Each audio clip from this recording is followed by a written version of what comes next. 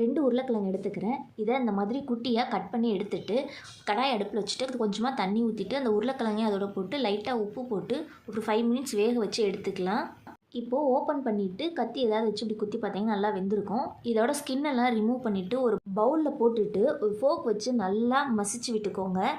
இப்போது கை வச்சும் நல்லா மசிச்சு விட்டுக்கலாம். இந்த மாதிரி மசிச்சுட்டு இப்போது 1 ஸ்பூன் சில்லி ஃப்ளேக்ஸ் கொஞ்சமாக உப்பு போட்டு நல்லா மிக்ஸ் பண்ணிவிட்டு 1/4 டீஸ்பூனுக்கு மிளகாத்தூளையும் போட்டு நல்லா மிக்ஸ் பண்ணிவிட்டு கொஞ்சமாக சீஸ் ஆட் பண்ணிக்கலாம். அதையும் போட்டு நல்லா மிக்ஸ் பண்ணிவிட்டு இப்போ இதை கொஞ்சமாக உருண்டை பிடிச்சி எடுத்துக்கலாம். இந்த மாதிரி உருண்டை பிடிச்சிட்டு இப்போது ஒரு 2 டேபிள் ஸ்பூன் கார்ன்ஃப்ளவர் மாவை தண்ணி கலந்து கெட்டி இல்லாமல் கரைச்சி வச்சுருக்கேன். அதையும் அது கூட போட்டு நல்லா டிப் பண்ணிவிட்டு பிரெட் க்ரம்ஸ்லேயே நல்லா டிப் பண்ணி எடுத்துகிட்டு இப்போ கடாய் அடுப்பில் வச்சுட்டு எண்ணெய் ஊற்றிட்டு ஒன்றா எண்ணெயில் போட்டு 2 சைடு நல்லா கோல்டன் ப்ரௌன் ஆகிற மாதிரி ஃப்ரை பண்ணி எடுத்துக்கோங்க. அவ்வளோதாங்க, ரொம்ப சிம்பிளான பொட்டேட்டோ சீஸ் பால் ரெடி.